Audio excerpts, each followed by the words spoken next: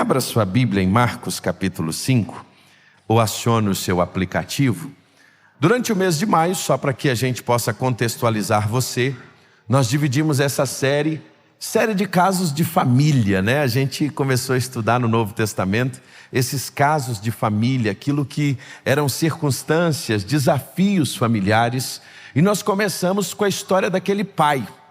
O pai que tinha um filhão que tinha um espírito mudo. E aquele espírito mudo perturbava aquele menino e fazia muito tempo que ele sofria com aquele espírito. É tanto que Jesus, quando pergunta, desde quando o menino passa por isso? Aí o pai responde, desde a mocidade. Quanto sofrimento! Ele vem, os discípulos não podem expulsar aquele demônio. Então Jesus vem, liberta aquele menino. Mas tem uma experiência daquele pai que mexe muito com a gente, é que o pai vira para Jesus e diz assim, se o senhor puder, o senhor cura ele. E aí, irmã Márcia, Jesus vira para ele e diz assim, tudo é possível ao que crê. Você crê? Aí aquele pai responde, eu creio, mas me ajuda na minha incredulidade.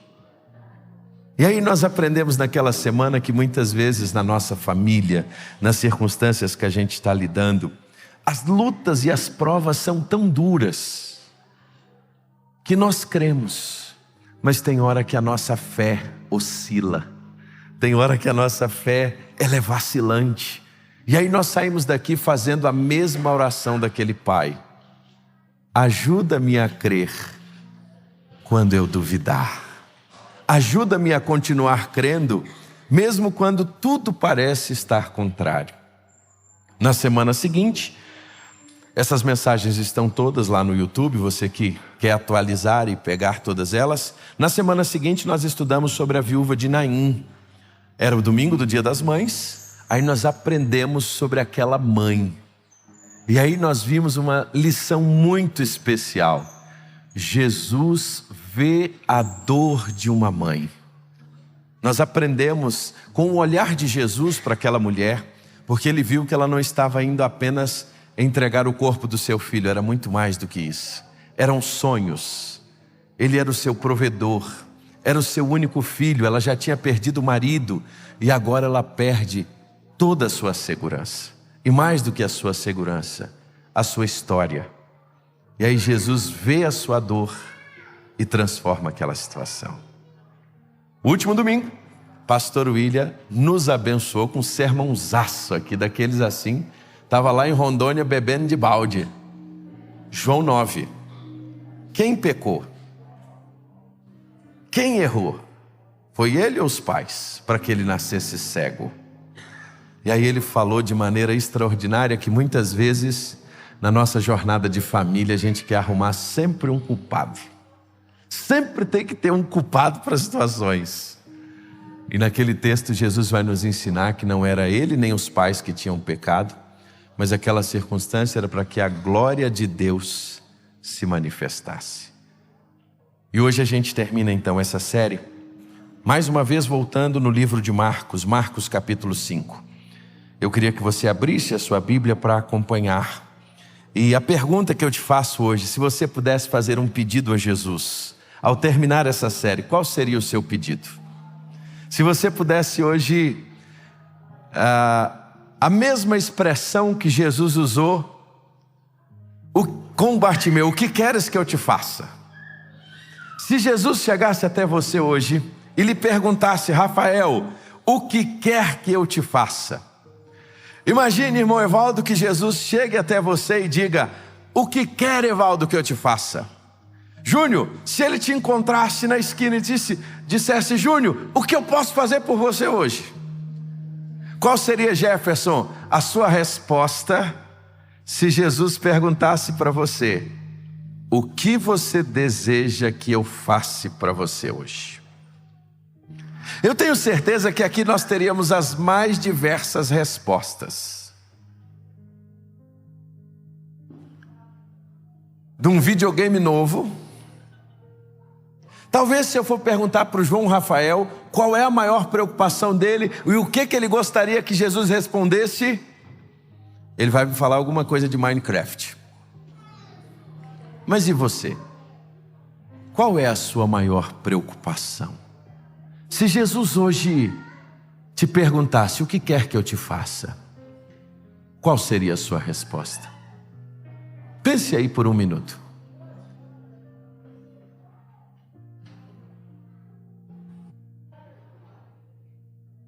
Agora eu queria que você fechasse os olhos e falasse com ele. Fala com ele agora. Coloca isso diante dele. Coloca essa inquietação diante dele agora. Lance sobre ele toda a vossa ansiedade, porque ele tem cuidado de vós. Coloca para Jesus agora.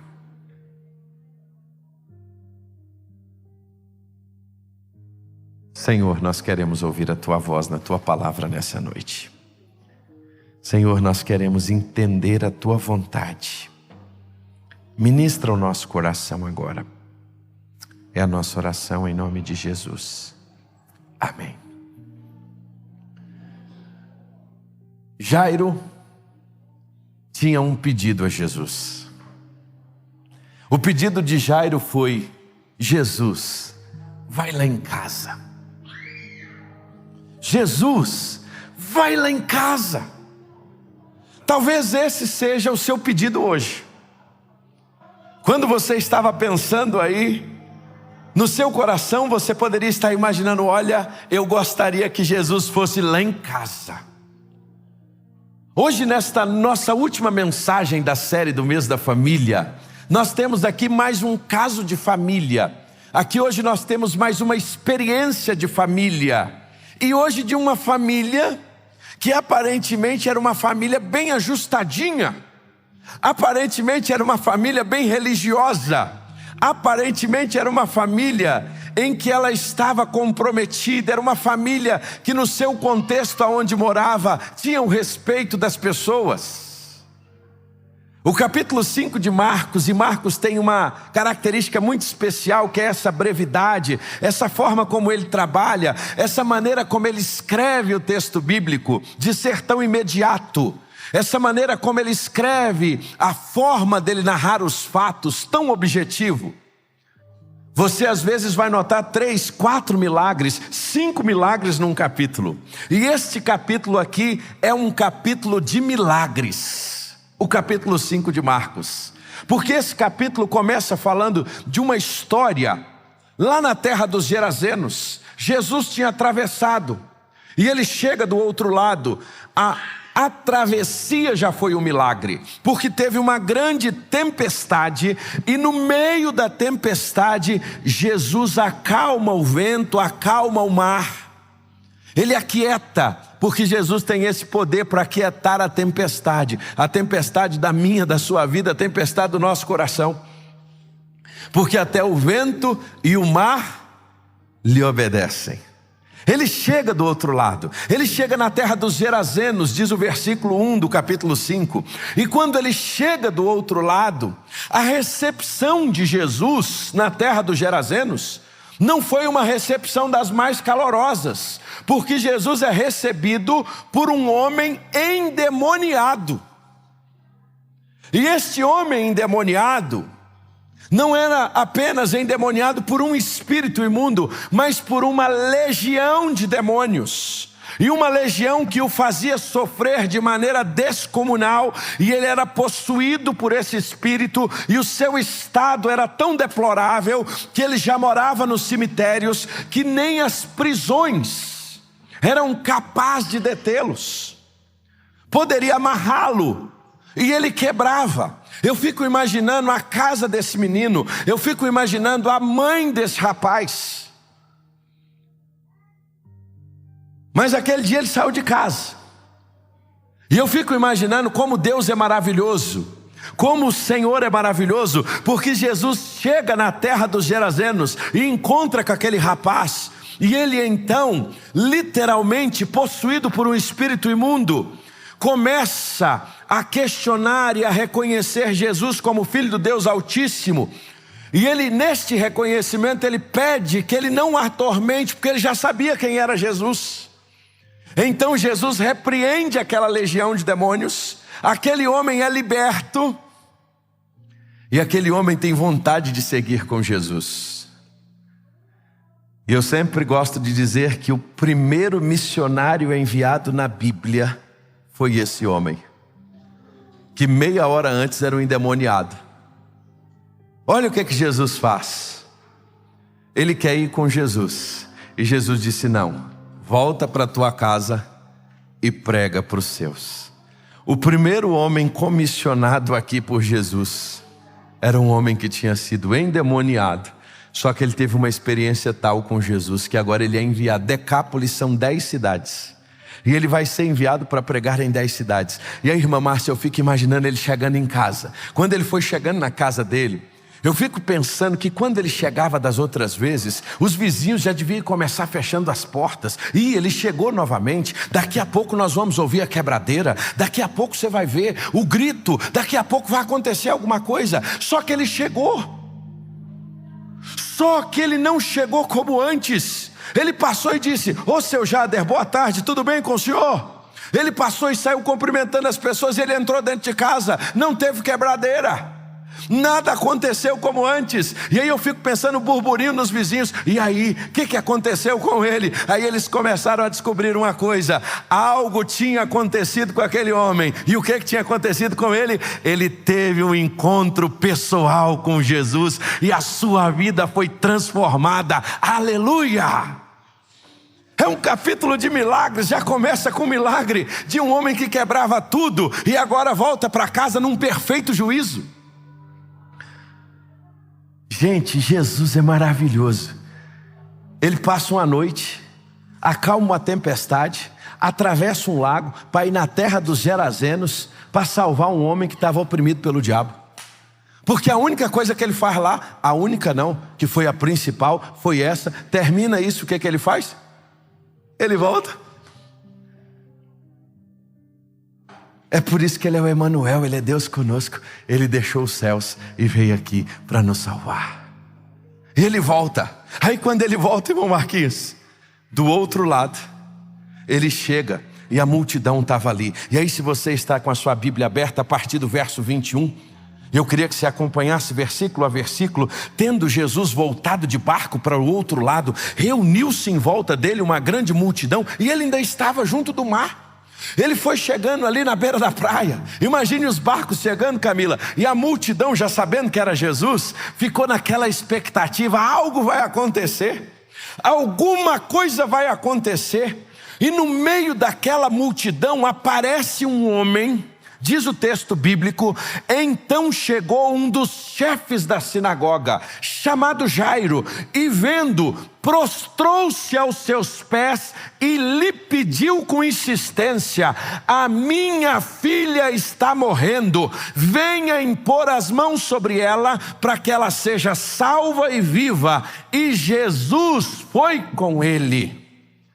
O texto está nos dizendo que assim que Jesus atravessou novamente o mar por outro lado, ele se depara com um pai em sofrimento. E quem era este pai? Não era ninguém mais ou menos do que uma das maiores autoridades daquele pedaço. Quem era ele? O chefe da sinagoga. Imagina que num contexto judaico, onde a vida, o relacionamento com Deus estava no templo, e isso se expressava também pela sinagoga, aonde era o centro da vida religiosa. Jairo era um homem conhecido. Jairo era um homem que as pessoas sabiam quem ele era, e não apenas sabia, mas o respeitava. Era alguém que tinha responsabilidade, meus irmãos, significativas. Ele era um homem que liderava na comunidade. Ele era um homem que era conhecido por ensinar a lei de Deus ao povo. Ele era um homem que era conhecido por apresentar os mistérios, a lei, os escritos e os profetas à sua comunidade. Só que tem um detalhe: você pode ser quem for. Quando o problema chega na sua casa, meu amigo, aí a coisa fica, não é brincadeira não. Você pode ser a autoridade que for, você pode ser o prefeito, você pode ser o chefe da sinagoga, você pode ter que posição você tiver, a sua posição de autoridade não oferece consolo ou solução nenhuma muitas vezes, quando o problema está dentro de casa. Você pode ser autoridade, pode ser prefeito, pode ser quem for, é o governador do estado, seja quem quer que seja, na hora que a luta chega, na hora que o problema chega, e principalmente se for com os filhos. A gente tem essa dimensão depois que a gente tem filho. E diz que depois que tem neto a coisa fica mais séria ainda. Aí tem um monte de avós que já estão assim para mim.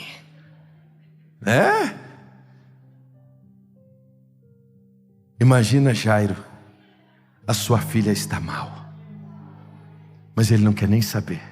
Ele se prostra diante de Jesus, e ele se prostra, e ele com insistência diz: vai lá em casa Jesus, vai lá em casa Jesus, eu preciso do Senhor.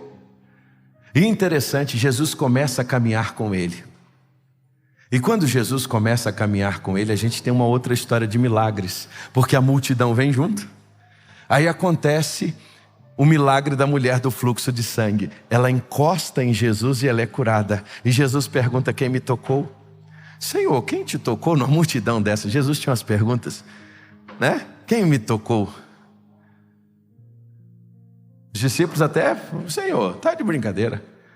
Ele diz assim: alguém me tocou. Tocou porque tinha saído virtude, foi curada. E aí o que acontece? Imagina a cabeça de Jairo quando a multidão para. Imagina como é que Jairo ficou levando Jesus para a casa dele, que era o mais difícil. Ele conseguiu a atenção do mestre, e no meio do caminho a multidão para.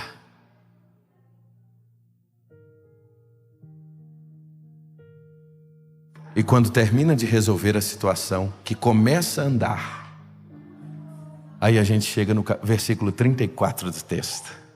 E o versículo 34 do texto diz que quando ele começa a andar, chega alguém da casa dele. E não foi um só não, alguns, é a expressão, é plural. Alguns da casa de Jairo chegam e dizem assim: Jairo, não precisa incomodar mais Jesus, porque a sua filha morreu. Jairo, não precisa mais incomodar o mestre, que a sua filha morreu. Tem uma expressão, a Nova Almeida atualizada, a ordem da pergunta foi traduzida em verso. Ela parte do seguinte: a sua filha morreu, Jairo, por que você ainda está incomodando Jesus? Essa tradução aqui ainda é mais dura, porque ele dá uma notícia sem nem levar em consideração. Ele não foi mineiro não, ele não teve arrodeio nenhum. Ele foi bem cearense, bem direto assim, como o cearense é, na lata. Foi de uma vez. E ele disse assim: Jairo, a tua filha morreu. E ele ainda toma uma palavra desafiadora e totalmente equivocada, diz assim: você está incomodando Jesus. Graças a Deus que Jesus é maravilhoso. Ele vira e diz assim: Jairo, não temas, creia somente. Jairo, não temas, apenas creia. Jesus continua andando, diz o texto bíblico. E quando ele chega na casa de Jairo, Fernanda, primeira coisa que ele faz, isso é interessante demais: deixa essa turma aqui do lado de fora. Eu não vou pregar sobre isso hoje não, mas eu só queria que você guardasse isso. Tem muita gente que não deve entrar na sua intimidade. Guarda isso. Tem gente que não deve entrar na sua intimidade. Tem gente que não deve estar com você em muitos momentos da sua vida, porque é gente que só tem palavra contrária e joga para trás. Jesus fala para eles ficar onde? Do lado de fora. Fica do lado de fora. Entra Jesus, os discípulos, a família de Jairo, e vão até o quarto da menina.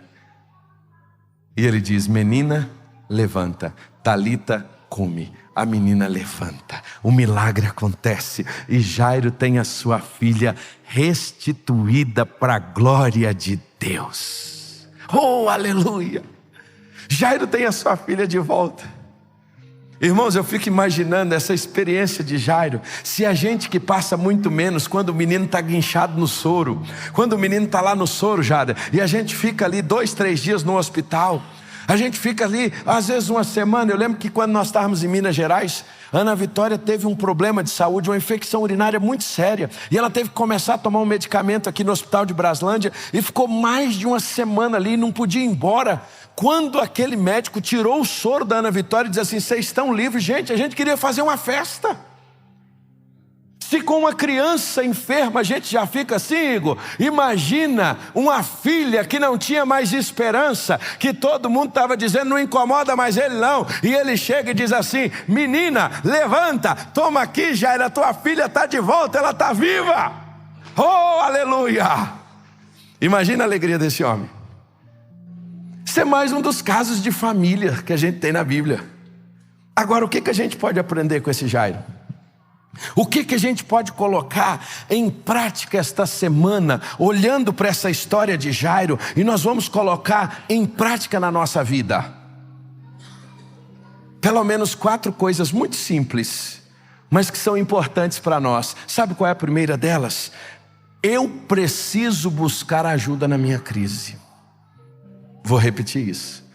Eu preciso buscar ajuda na minha crise. Sabe por quê? Tem muita gente que está na crise, está no perrengue, está vivendo um problema terrível dentro de casa e na família, e não consegue pedir ajuda para ninguém. Jairo tinha tudo para não pedir ajuda.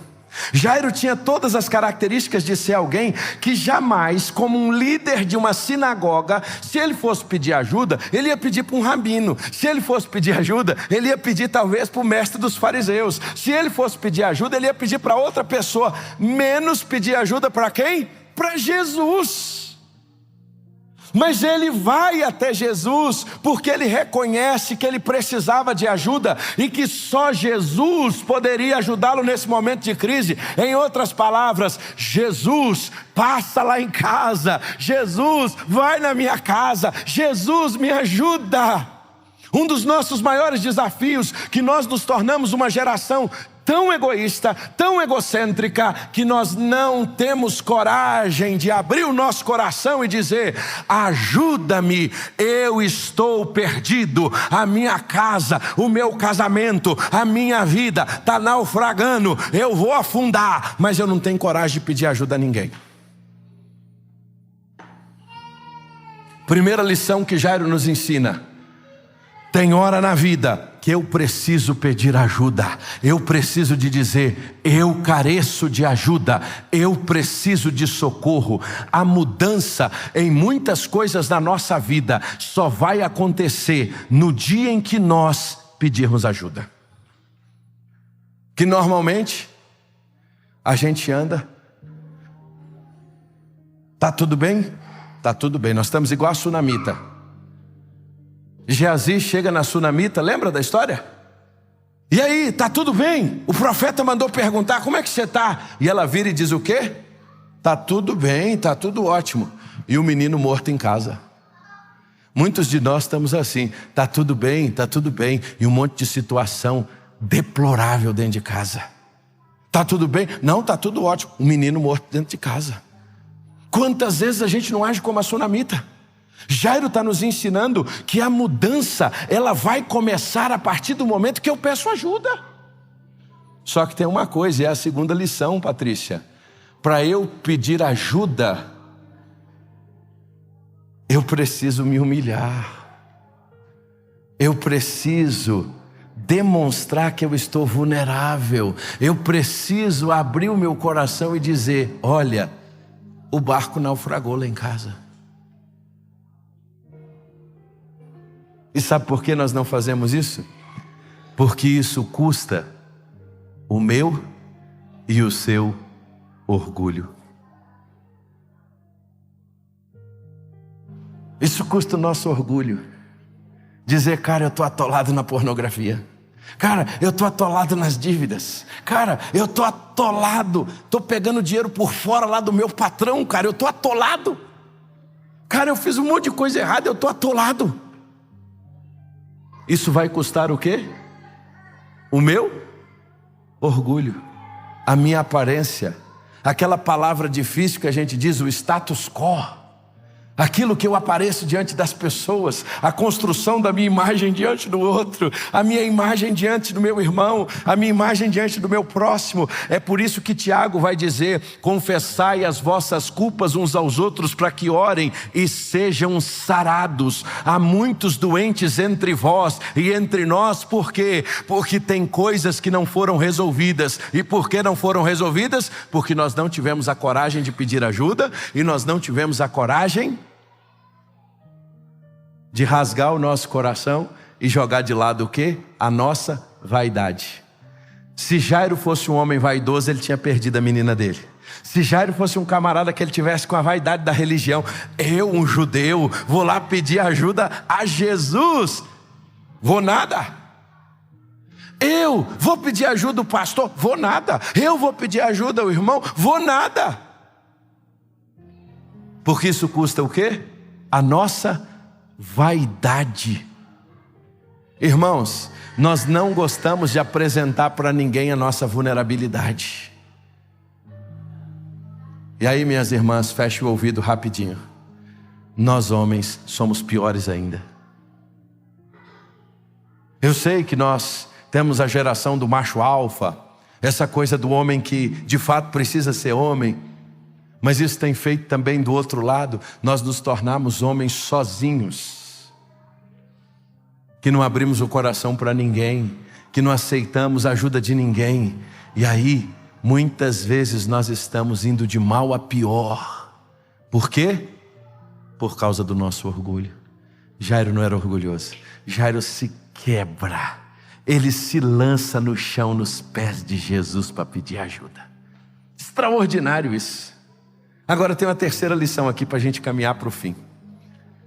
Guarde uma coisa, Henrique, todas as vezes, Júnior, que a gente se coloca para fazer isso, vai vir um enviado do cão para nos desanimar. É incrível isso. No meio do caminho aparece o quê? Uma turma lá da casa de Jairo, que vira e diz o quê? Jairo, por que tu está incomodando Jesus? Tem gente que é petulante, irmãos. É brincadeira. Se alguém devia dizer alguma coisa que estava sendo incomodado alguém ali, era quem? Era Jesus. O cara sai lá da casa do Jairo. Já devia estar dando trabalho lá na casa do Jairo, que esse tipo de gente dá trabalho na casa dos outros. Devia estar voltando. Chega no meio do caminho e diz assim: Jairo, tu está incomodando Jesus. Jesus reclamou de ser incomodado? Mas sabe o que é isso? Todas as vezes, Adevaldo, que a gente se coloca para ir esse caminho de cura e de transformação, Stanley, vai aparecer alguém lá dos fins, dos quintos dos infernos para vir e dizer: vai não, mexe com isso não, resolve isso não. Sabe por quê? Porque Satanás quer continuar nos levando aonde? Na cordinha, bem amarradinho. Palavras de desânimo, palavras contrárias, gente que vem e diz assim: para que você vai incomodar? Agora esse negócio já não deu certo, agora você quer ir para a igreja, agora você quer ir com a sua família, agora você quer tentar restaurar seu casamento, agora você vai tentar cuidar do seu filho. Isso já é tarde demais. Enviado do Satanás, sai daqui.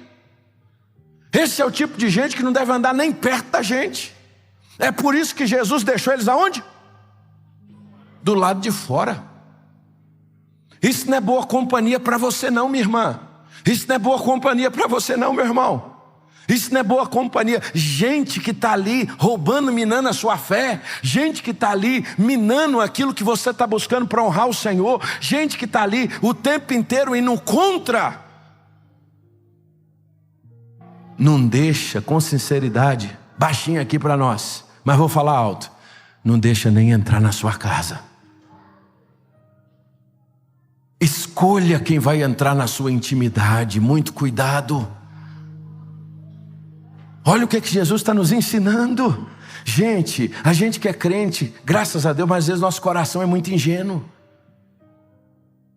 A gente tem que ter sabedoria espiritual, a gente precisa ter discernimento espiritual. Tem gente que tem que ficar do lado de fora mesmo. Jesus mostra isso aqui. É digno do amor, nós vamos amá-lo, vamos cuidar. Mas tem decisão que ele não pode entrar não, porque se ele entrar, ele vai botar o dedo para tirar a vontade de Deus de lá. Terceira lição: vai ter gente para te desanimar. Mas a última lição é maravilhosa. E a gente termina aqui porque a nossa hora já foi. A última palavra não é dessa turma não, irmãos. A última palavra é de Jesus. Jairo, não temas. Creia somente. Não temas. Vai aparecer gente para te desanimar. Vai aparecer gente para literalmente tirar tudo do foco. Essa é a palavra humana, mas no meio da palavra humana vem a palavra de Deus. E Jesus vira: Jairo, não temas, creia somente. Vamos à sua casa. Talita, cume, menina, levanta-te. E a menina é ressurreta para a glória e o nome do Senhor Jesus. E com saúde a menina fica de pé. E ela que tinha 12 anos se levantou, começou a andar e todos ficaram admirados. A última palavra não é daquele que chegou e disse: por que está incomodando Jesus? A última palavra é dele. Qual é a última palavra que você tem tomado sobre a sua vida? Qual é a última palavra que você tem tomado diante das circunstâncias da sua casa? Ah, pastor, já me disseram que aquilo ali não tem mais jeito não. Foi Jesus que te disse? Foi ele que falou com você? Porque se não foi ele, minha irmã, esse negócio está muito errado.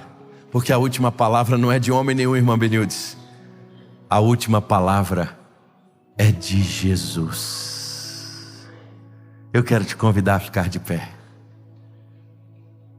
Jairo, irmãos, ele nos ensina coisas extraordinárias. Jairo, ele tem lições para nós. Irmãos, podia pegar aqui mais umas 10 aplicações aqui para a gente passar a noite. Porque a Bíblia é maravilhosa. A Bíblia, irmãos, quanto mais a gente se debruça sobre ela, mais a gente aprende. Quanto mais a gente se debruça sobre ela, mais Deus fala conosco. E Ele nos dá discernimento espiritual para a vida.